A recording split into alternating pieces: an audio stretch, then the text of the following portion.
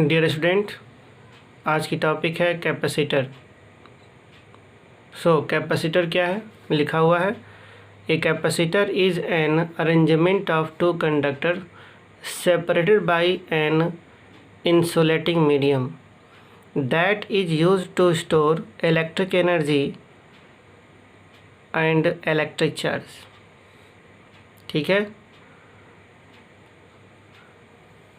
इस डेफिनेशन में क्या खास बात है कि a capacitor is arrangement of two conductor. Look it here, मैं ये कहना चाहता हूँ कि यहाँ पे एक कंडक्टर हमने लिया, किसी भी शेप एंड साइज़ का ले सकते हैं। मान लेते हैं कि ए है और दूसरा कंडक्टर क्या है, कुछ इस तरह का, जिसको हमने ले लिया बी। तो इसके बीच का ये जो मीडियम है वो कैसा है? इंसुलेटिंग मीडियम है। कैसा है? इंसुलेटिंग मीडियम है। ओके, तो ये जो इंसुलेटिंग मीडियम है यहाँ पे, तो बीच का तो मीडियम इंसुलेटिंग है। Clear? A capacitor is an arrangement of two conductor separated by an insulating medium. हो गया। That is used to store electric charge and electric energy. तो हम ये देखेंगे कि कैसे इसमें इलेक्ट्रिक चार्ज के फॉर्म में इलेक्ट्रिक एनर्जी क्या होती है, स्टोर होती है। तो नेक्स्ट पैराग्राफ में क्या है कि the capacitance of an insulated conductor is considerably, look it here, यहाँ लिखा हुआ है considerably increased when we placed an earthed connected conductor near it. अब इसी लाइन को समझने की हम लोग पूरी कोशिश करेंगे कि ये क्या कहना चाहता है। क्लियर? इसके कहने का मतलब यह है कि किसी कंडक्टर की साइज़ या शेप एंड साइज़ को चेंज किए बगैर हम क्या कर सकते हैं कि इंक्रीज्ड, यानी कि उसके अंदर उसकी कैपेसिटी क्या कर सकते हैं, बढ़ा सकते हैं। क्या हो सकता है? उसकी कैपेसिटी बढ़ाई जा सकती है to store the electric charge as well as electric energy. Okay, फिर इसमें लिखा भी है कि such a system of two conductors is called capacitor. तो आइए इसे समझने की पूरी कोशिश करते हैं। Okay, look it here student please. हमने यहाँ पर एक चार्ज्ड कंडक्टर लिया, सही है। ये हमने यहाँ पर एक चार्ज कंडक्टर लिया पॉजिटिवली। ये कंडक्टर फुल्ली क्या है? चार्ज्ड है, ए। अब इसके जस्ट पास में ही एक हमने अनचार्ज्ड कैपेसिटर प्लेट लिया, अनचार्ज्ड। ये प्लेट बी क्या है? अनचार्ज्ड है। जब ये अनचार्ज प्लेट इस चार्ज्ड प्लेट के पास में आएगा, क्लियर, तो यहाँ पर क्या होगा? बाय द इंडक्शन इस प्लेट के पी क्या होगा? नेगेटिव, और इसके बाहरी साइड में क्या होगा? आउटसाइड में पॉजिटिव पोटेंशियल हो जाएगा, यानी कि पॉजिटिव चार्ज हो जाएगी। सही है। यहाँ के जो पोटेंशियल है, ये जो नेगेटिव चार्ज है वो यहाँ पर पोटेंशियल अप्लाई करेगा। उसी तरह से ये जो पॉजिटिव है वो भी यहाँ पे अपनी पोटेंशियल अप्लाई करेगा। तो ये नेगेटिव वाले पोटेंशियल को क्या मान लेते हैं? V minus. और ये जो पॉजिटिव है इसके पोटेंशियल को क्या मान लेते हैं? V plus. सही है। तो अब क्या है कि अगर हम सपोज कर ले, जस्ट हम क्या करना चाहते हैं, लेट सपोज करना चाहते हैं कि इस प्लेट की पोटेंशियल कितनी है? 10 वोल्ट है। क्लियर? तो इस प्लेट के बिल्कुल पास में कौन सा है? माइनस, V माइनस है। तो V माइनस की जो मैग्नीट्यूड होगी वो क्या होगी? V प्लस वाले मैग्नीट्यूड से ज़्यादा होगी। क्यों ऐसा होगा? ऐसा इसलिए होता है कि हम जानते हैं कि किसी चार्ज से जितना ही हम दूर आगे की तरफ निकलते हैं, पोटेंशियल की वैल्यू क्या होती है? डिक्रीज़ करती है। नेगेटिव पोटेंशियल को यदि हमने सपोज कर लिया, सपोज कर लेते हैं -3 वोल्ट, क्योंकि ये पास में है, और इसे सपोज कर लेते हैं +2 वोल्ट, क्योंकि ये दूर है। तो जो पास में होगा उसका पोटेंशियल ज़्यादा होगा और जो दूर है उसकी पोटेंशियल वैल्यू क्या होगी, कम होगी। तो नेट पोटेंशियल क्या हुआ, नेट पोटेंशियल हो गया 10 - 3 + 2, कितना आ जाएगा 9 वोल्ट। सही है। अब ज़रा देखिएगा, अब क्या कहते हैं कि ये जो पॉजिटिव प्लेट है इसको एट इट इज़ रखा, इसमें कोई चेंजेस नहीं की, इसमें कोई चेंजेस नहीं हुआ प्लेट ए। लेकिन जो दूसरा प्लेट है अब हम उसे अकॉर्डिंग टू डेफिनीशन क्या करने जा रहे हैं, अर्थड करने जा रहे हैं। सो क्या होगा, ये पॉजिटिव चार्ज इस नेगेटिव चार्ज को बाउंड कर सकता है, सही है। लेकिन ये जो पॉजिटिव चार्ज है वो क्या होगा, अर्थ में चला जाएगा। क्यों ऐसा होगा, ये प्लेट पॉजिटिव है तो इस प्लेट पॉजिटिव पे क्या होगा, फोर्स ऑफ रिपल्सन लगाएगा, सही है। तो जैसे ही हम इसे अर्थ कनेक्ट करेंगे तो अर्थ से इलेक्ट्रॉन क्या होंगे, निकलेंगे और इस प्लेट को क्या कर जाएंगे, न्यूट्रलाइज कर जाएंगे, सही है। अब क्या हुआ कि अब मान लेते हैं कि इसकी पोटेंशियल वैल्यू कितनी मानी गई थी, 10 वोल्ट, और वी निगेटिव कितना आया था, -3 वोल्ट। अब चूँकि ये पॉजिटिव वाला पार्ट तो चला गया ना, तो अब देखते हैं कि नेट पोटेंशियल कितना हुआ, 10 - 3 = 7 वोल्ट। 10 - 3 क्या हो गया, 7 वोल्ट। यहाँ पे कितना आया था, 9 वोल्ट। तो अर्थ करने से इसकी पोटेंशियल वैल्यू क्या हो गई, डिक्रीज कर गई। सो क्या हुआ कि अगर हम सपोज करते हैं कि अगर फार्मूला होता है Q = CV, सही है, और अगर Q कांस्टेंट है, अगर Q कांस्टेंट है दैट मीन्स C प्रोपोर्शनल हो जाएगा 1/V के, सही है। तो इस केस में जब हमने इसको अर्थ नहीं किया था तो अगर पोटेंशियल की वैल्यू डिक्रीज करेगी तो कैपेसिटेंस क्या होगा, बढ़ेगा। तो अब आप समझ गए होंगे, यहाँ तो 9 वोल्ट ही था, लेकिन यहाँ पर क्या अर्थ करने से इसकी पोटेंशियल क्या होगी, और डाउन हो गई। नेट पोटेंशियल क्या हो गया, और डाउन हो गया, ठीक है। नेट पोटेंशियल वैल्यू क्या होगी, और डाउन हो गई। सो इस हिसाब से जब V की वैल्यू और ज़्यादा डाउन करेगी तो कैपेसिटेंस की वैल्यू क्या हो जाएगी, और बढ़ जाएगी। तो समझ में आ गई बात। इसीलिए डेफिनेशन में कहा गया है कि क्या कहते हैं कि the capacitance of an insulated capacitor is considerably increased when we placed an earthed connected conductor। तो आप फिगर में देखिए हमने क्या किया, एक अर्थ कनेक्टेड कंडक्टर लिया यहाँ पे, और आपको समझ में आ गया। मैंने छोटा सा एग्जांपल पे लिया कि 10 वोल्ट लिया, मान लेते हैं। तो अकॉर्डिंग टू द डेफिनीशन जैसे जैसे हम प्लेट से दूर होंगे पोटेंशियल की वैल्यू क्या होगी, गिरेगी। इसीलिए देखिए यहाँ मैंने दिखाया भी था कि ये जो पॉजिटिव है वो V+ लगा रहा है तो इसकी पोटेंशियल वैल्यू क्या होगी, कम होगी। बट इसकी पोटेंशियल वैल्यू क्या हो गई, ज़्यादा होगी, जो मैंने क्या मान रखा है, -3। Negative sign due to the negative charge, positive sign due to the positive charge, but numerical value is greater than this.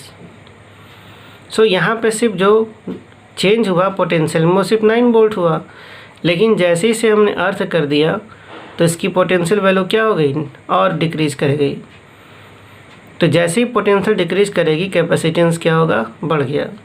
इसका मतलब चालक दैट मीन्स कंडक्टर की शेप एंड साइज में चेंज किए बगैर हमने क्या बढ़ा दिया, कैपेसिटेंस वैल्यू बढ़ा दी।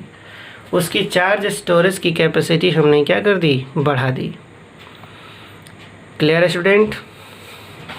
सो यहाँ जो प्रिंसिपल है उस प्रिंसिपल में यही कहा जाता है। Look at here student, this is the principal, और इस प्रिंसिपल में क्या लिखा है कि द कैपेसिटेंस,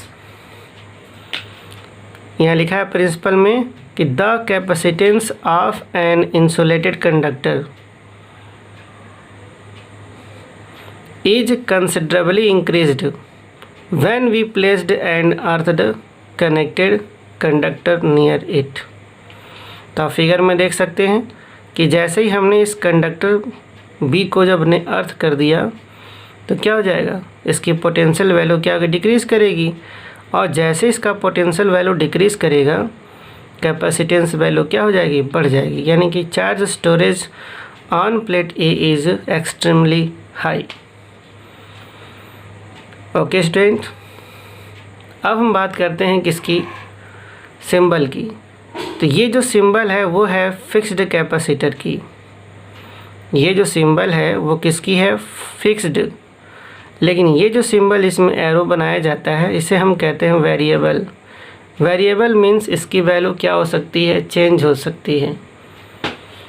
ठीक है,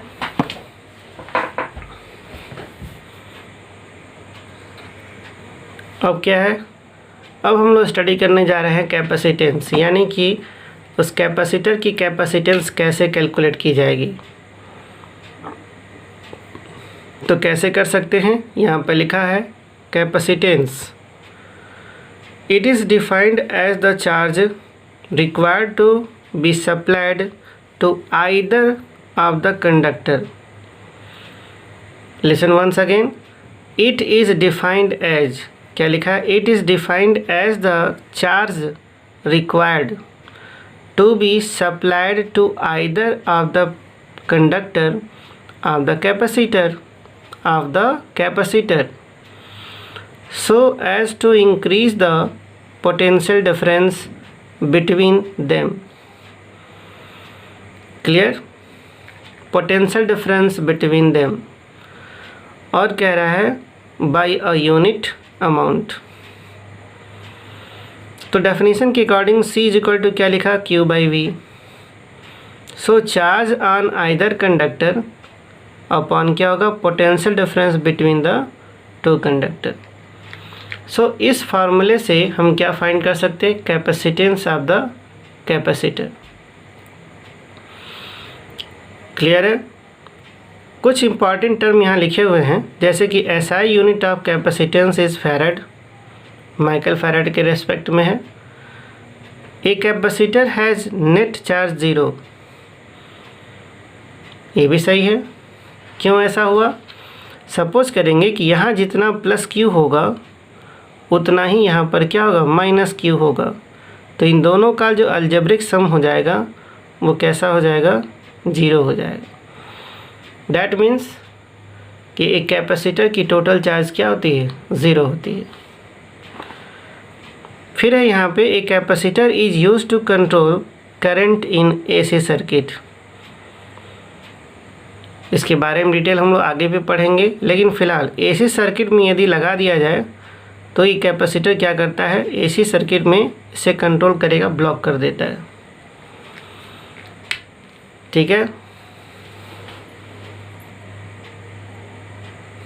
सो लास्ट जो कंक्लूजन लाइन है उसमें क्या लिखा हुआ है कि the capacitance of a capacitor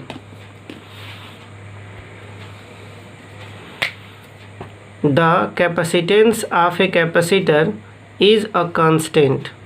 यानी किसी कैपेसिटर की कैपेसिटेंस क्या है, कांस्टेंट होती है।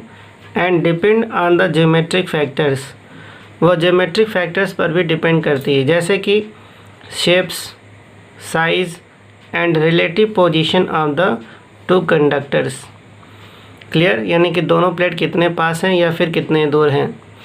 ठीक है, या दोनों प्लेट एक दूसरे कितनी एरिया कवर कर रहे हैं। And nature of the medium between them. Clear, nature that means इसके बीच का मीडियम। लुक एट हियर, यहाँ जो बीच का जो मीडियम है उस मीडियम पर भी डिपेंड करेगी।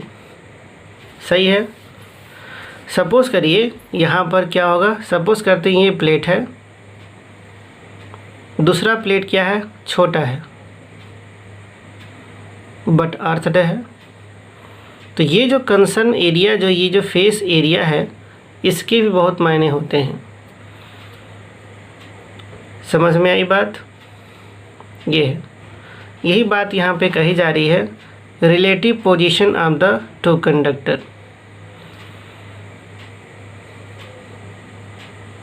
ओके स्टूडेंट, यहाँ तक तो बात समझ में आई होगी। एक बार फिर से हम लोग कैपेसिटेंस समझ लेते हैं। यहाँ पर क्या कहा जा रहा है, it is defined as the charge required to the it is defined as the charge required to be supplied to either of the conductor।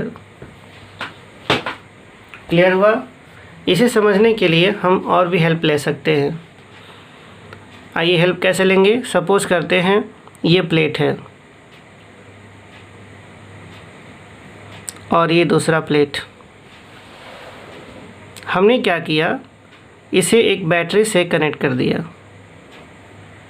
सही है। अब होगा ये कि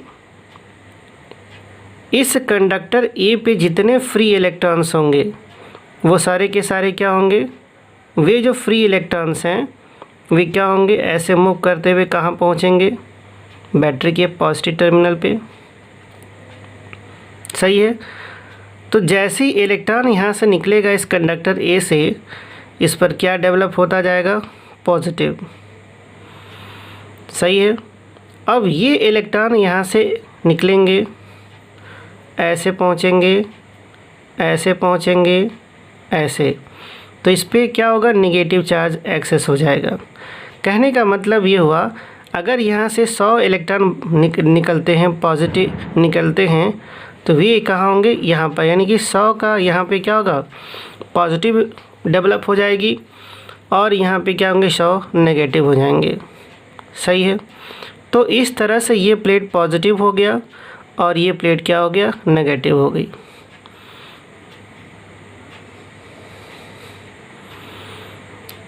क्या हो गया, ये प्लेट पूरी तरह से पॉजिटिव हुआ और ये प्लेट क्या हो जाएगी, पूरी तरह से नेगेटिव हो जाएगी। अब क्या होगा कि अब यहाँ पर क्या होगा, इनकी जो अगर सेपरेशन डी है तो इस डी सेपरेशन में एक पोटेंशियल फील्ड क्या हो गई, डेवलप हो गई। सही है। और इसके बीच का जो इलेक्ट्रिक फील्ड होगा वो भी कैसा हो जाएगा, यूनिफॉर्म हो जाएगा। ये जो इलेक्ट्रिक फील्ड डेवलप होगा यही वो इलेक्ट्रिक एनर्जी है, ठीक है, जिसका यूज़ हम क्या कर सकते हैं, करते हैं। किस फॉर्म में, एनर्जी के फॉर्म में। आपने देखा होगा पंखों में एक डिवाइस लगी होती है सिलेंडर जैसे ही, वह सिलेंडर क्या है, कैपेसिटर है। क्या करता है, एनर्जी स्टोर करता है। क्लियर है। और उसे कंटिन्यूअस वे में क्या करता है, सप्लाई भी करता है, यानी कि उसकी चार्जिंग डिस्चार्जिंग हो रही होती है। क्लियर। तो यहाँ जो मैंने आपको बताया ये क्या है, चार्जिंग मेथड था। Clear. E is equal to हम यहाँ पे क्या ले सकते हैं, V/D। बीच के फील्ड की बात करें तो हमेशा की तरह से E इज इक्वल टू क्या होगा, σ/ε0 हो जाएगी।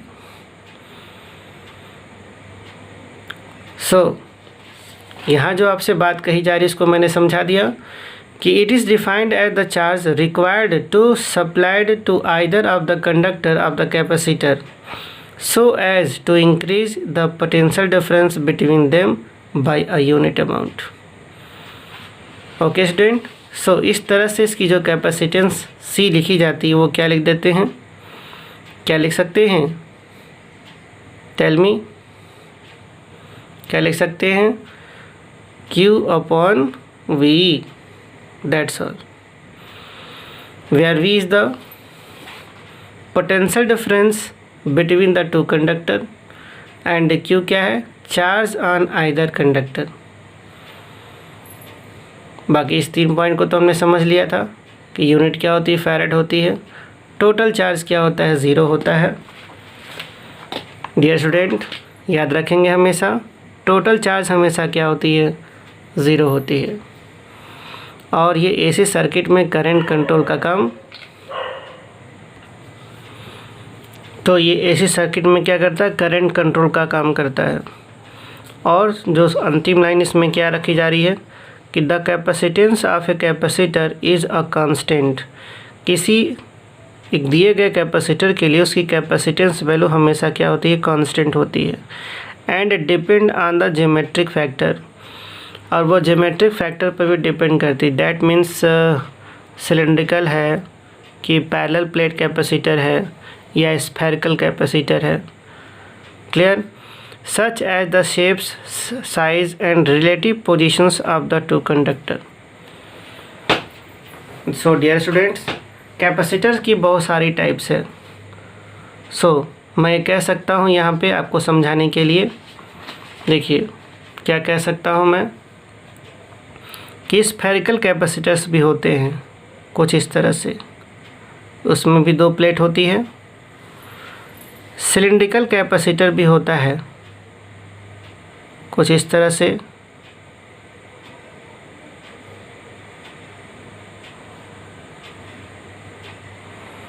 बट सीबीएसई बोर्ड की सिलेबस से इन्हें क्या कर दिया गया है, हटा दिया गया है। ये आपका सिलिंड्रिकल कैपेसिटर हुआ और ये है आपका स्फेरिकल कैपेसिटर। ओके स्टूडेंट, ये स्फेरिकल कैपेसिटर और ये रहा आपका सिलिंड्रिकल कैपेसिटर।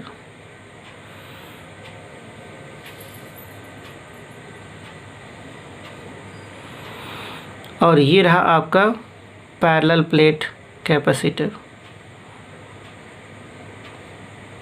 ठीक है, ए बी मान लेते हैं, अन्य इनर वाले सिलेंडर को ए, बाहर वाले को बी, इनर वाला ए एंड बाहर वाला बी। यहाँ सपोज कर सकते हैं कि इनर रेडियस क्या है, R1 है, और आउटर रेडियस क्या हो गई, R2 है। सही है। उसी तरह से यहाँ पर भी जो सेंटर एक्सिस हम ड्रॉ कर सकते हैं, उसके हिसाब से ये मान लेते हैं स्मॉल ए और ये क्या है, स्मॉल बी है। इन प्लेटों के बीच का सेपरेशन क्या मान सकते हैं, डी। ये प्लेट पॉजिटिव रहती है, ये पैरेलल प्लेट कैपेसिटर है। क्लियर? तो इस तरह के शेप एंड साइज़ को लेकर के बहुत सारे कैपेसिटर्स बनाए जाते हैं, लेकिन nature of the medium between them, साथ में ये भी बात है कि इन दोनों के बीच में किस तरह की मीडियम रखी गई है। सो डियर स्टूडेंट, उम्मीद करते हैं कि ये टॉपिक आपके समझ में आई होगी कैपेसिटर, जहाँ पे हमने आपको समझाने की पूरी कोशिश की है। ठीक है, तो यहाँ पे मैंने क्या समझाया आपको कि capacitor is an arrangement of two conductor separated by an insulating medium that is used to store electric charge and electric energy, that means electric potential energy। ठीक है, फिर यहाँ पे था कि अगर हम इसकी कैपेसिटेंस बढ़ाना चाहते हैं तो एक अर्थ कनेक्टेड कंडक्टर लाना होगा। सो मैंने आपको इस फिगर में समझाया भी, समझाने की पूरी कोशिश की कि इस फिगर में क्या था कि जो नेट पोटेंशियल डिक्रीज भी हुआ तो वो कितना था, 9 वोल्ट था।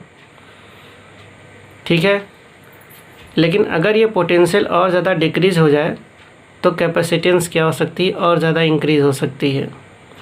सो क्या किया गया इसके लिए, इस प्लेट बी को हमने क्या कर दिया, अर्थ कर दिया।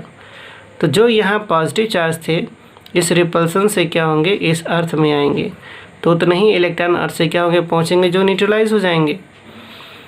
सो नेट पोटेंशियल अब क्या हो गया, माना गया था 10 और लास्ट में क्या था, -3, तो फाइनली क्या हो गया, 7 वोल्ट। पहले 9 था, अब 7।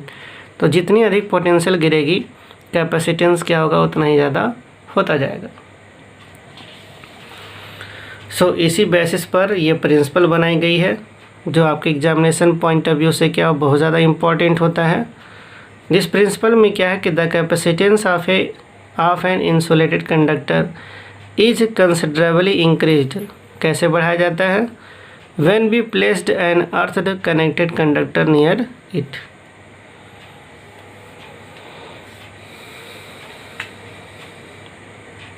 Okay student, thank you. Lecture को अच्छे से समझेंगे, बार बार रिपीट करके देख करके, और नोट्स तैयार करेंगे।